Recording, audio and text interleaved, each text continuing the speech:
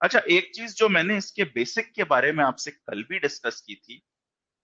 कि किस प्रिंसिपल पे बेस्ड है ये डाइंग डिक्लेरेशन, क्यों हम इसको रेलेवेंट मान रहे हैं, ये फैक्ट जानते हुए कि जिसका ये स्टेटमेंट है उसको आप ट्रायल के दौरान बुला नहीं सकते for the purposes of cross examination, फिर भी आप उसको रेलेवेंट बना रहे हैं, तो किस प्रिंसिपल पे ये बेस्ड है?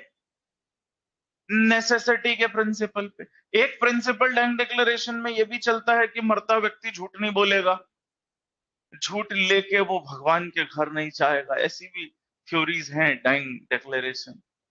आजकल कहाँ लेकिन इतनी ईमानदारी बची है लोगों में। इंग्लिश लॉ में ये फिर भी एप्लीकेबल है, इंडियन में इसलिए नहीं है क्योंकि लेटर पार्ट में क्लियरली लिखा है डाइंग डिक्लेरेशन में रेलेवेंट होने के लिए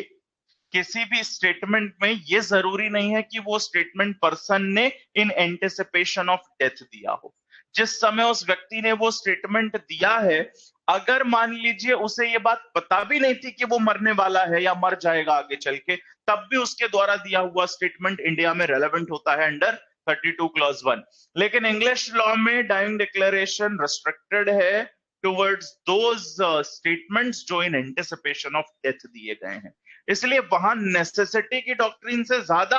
क्या एप्लीकेबल है कि भैया जो व्यक्ति मरने वाला है वो झूठ बोल के तो नहीं जाएगा। ये प्रिंसिपल इंडिया, ऐसा नहीं कि इंडिया में एब्सोल्युटली इनएप्लीकेबल है भाई, जहां इन एंटिसिपेशन ऑफ डेथ वो व्यक्ति था, उसको पता था कि यार मेरी मौत भी हो सकती है, और वहां अगर उसने ये स्टेटमेंट दिया था, उस एंटिसिपेशन में स्टेटमेंट दिया था, तो ये डॉक्ट्रिन भी एप्लीकेबल है भाई। तब उससे भी एक्सपेक्टेड है ना कि इतनी इंसानियत उसमें बची होगी कि अब वो मरने वाला है तो अब तो एटलीस्ट वो सही बता के जाएगा।